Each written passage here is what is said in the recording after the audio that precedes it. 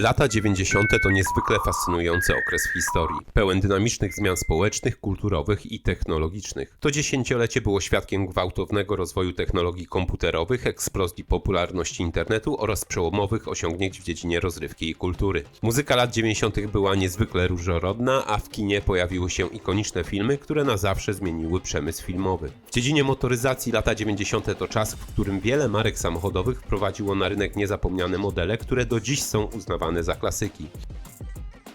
To dziesięciolecie było świadkiem narodzin legendarnych aut, które definiowały swoje epoki i zapisały się w historii motoryzacji. Przez lata 90. samochody były nie tylko środkiem transportu, ale także wyrazem osobowości i stylu życia. Teraz przyjrzyjmy się najciekawszym samochodom tego okresu oraz ich wpływowi na przemysł motoryzacyjny. Rozłożyłem ten materiał na 10 odcinków, po 5 samochodów w każdym. Jeżeli macie jakąś ciekawą propozycję, dajcie znać w komentarzu. Zaczniemy od samochodu, który został okrzyknięty najładniejszym autem końca lat 90.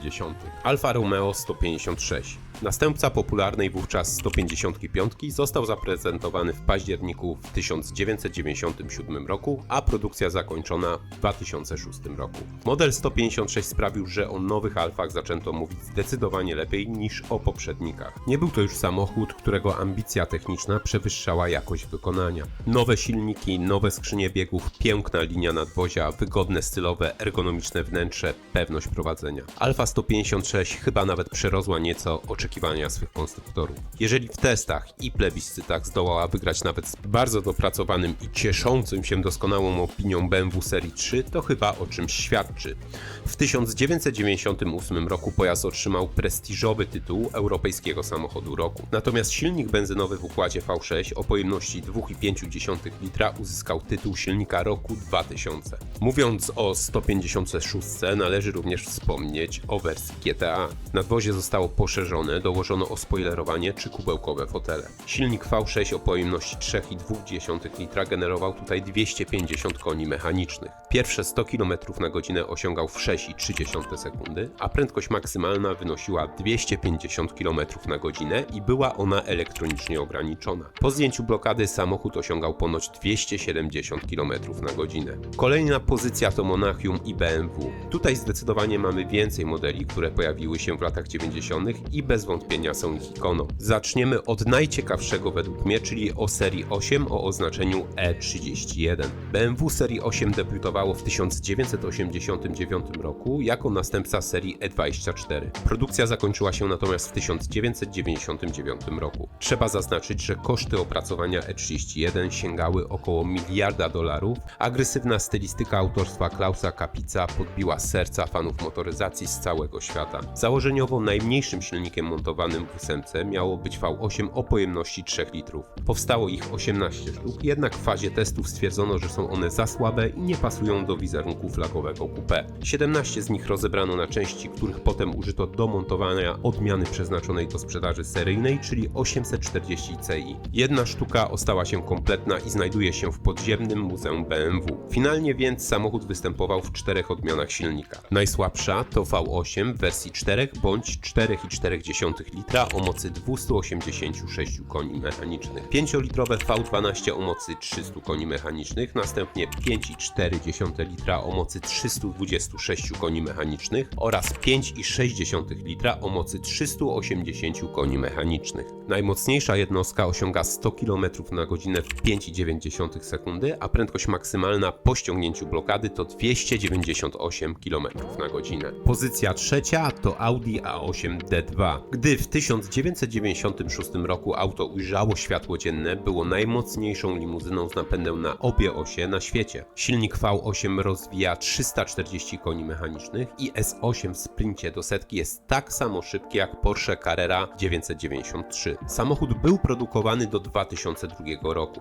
Przewaga dzięki technice to popularne hasło reklamowe Audi odnajduje się tutaj wyśmienicie. Napęd na wszystkie koła quattro oraz pierwsze na świecie aluminiowe nadwozie w seryjnie produkowanym pojeździe klasy luksusowej to rozwiązania, których na próżno szukać u konkurencji. Do napędu S8 użyto wolno ssące V8 o pojemności 4,2 litra, które generuje 340 koni mechanicznych i 410 Nm momentu obrotowego. Do pierwszej setki rozpędza się w 5,5 sekundy. Są to czasy, kiedy skrzynie automatyczne były zdecydowanie wolniejsze od manualnych, dlatego w automacie ten czas wydłuża się aż do 6,8 sekundy. Prędkość maksymalna ograniczona do 250 km na godzinę. Wraz z liftingiem w 1999 roku poprzez doprężenie silnika moc wzrosła do 360 koni mechanicznych oraz 430 Nm momentu obrotowego. W standardzie mamy napęd na 4 koła quattro typu Torsen. Audi S8 D2 możemy podziwiać w kultowym filmie z końca lat 90. o tytule Ronin,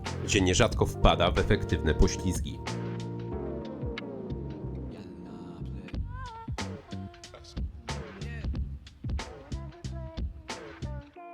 Czwóreczka to brzydkie kaczątko. 6-miejscowe, 6-reflektorowe auto do dziś budzi emocje, ale trzeba przyznać światowi, że np. pod względem układu jezdnego Multipla to jeden z bardziej udanych vanów. Szpetna Multipla zadebiutowała po raz pierwszy w 1997 roku, a produkcja jej trwała do 2010 roku. Ten samochód znajduje się w każdym zestawieniu najbrzydszych samochodów. Tak było w latach 90., tak jest i dziś. Ale czy to się komuś podoba, czy nie, to właśnie Multipla odegrała znaczącą rolę w historii motoryzacji. Z powodu niekonwencjonalnej stylistyki nadwozia, Fiat Multipla znalazł się na liście 50 najgorszych samochodów wszechczasów opublikowanej w 2007 roku przez tygodnik Time. W 1999 roku Multipla znalazła się jako eksponat na wystawie Different Roads w Muzeum Sztuki Współczesnej w Nowym Jorku. W plebiscycie na europejski samochód roku 2000 model zajął drugą pozycję tuż za Toyotą Yaris. W 2004 roku samochód przeszedł lifting. Całkowicie przeprojektowano wygląd przodu, jednak jak już się coś zobaczyło, to się tego nie odzobaczy, dlatego lifting nie przyniósł zamierzonego sukcesu. Przez ponad 10 lat produkcji Fiat sprzedał 330 000 sztuk tego modelu. Ostatnia pozycja w dzisiejszym odcinku to Toyota Supra MK4. Co prawda pierwsza część Szybkich i Wściekłych miała premierę w 2001 roku, ale właśnie stamtąd pochodzi medialna popularność tego samochodowego celebryty, czyli MK4. W 1993 roku zakończyła się sprzedaż trzeciej generacji sportowego modelu Toyoty, jednak już rok wcześniej, czyli w 1992 do sprzedaży trafił pierwszy egzemplarz całkiem nowej Toyoty Supry MK4. Stylistyka w porównaniu do poprzednika była całkowicie zmieniona. Kształty stały się bardziej opływowe, zaokrąglone. Zrezygnowano także z chowanych reflektorów. Do napędu użyto legendarnego już silnika o oznaczeniu 2JZ.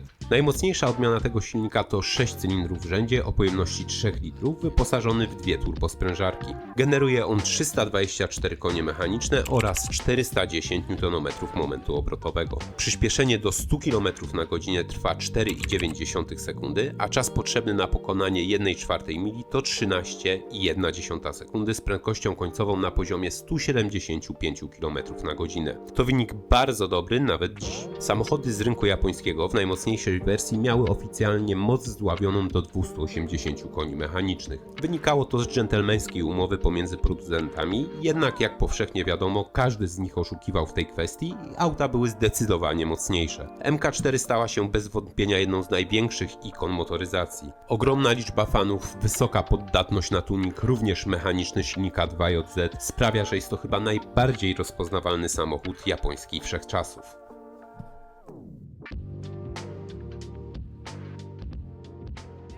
Dziękuję, że wytrwaliście do końca. Niebawem na kanale pojawi się kolejna część. Gorąco zachęcam do subskrypcji kanału. Pozdrawiam.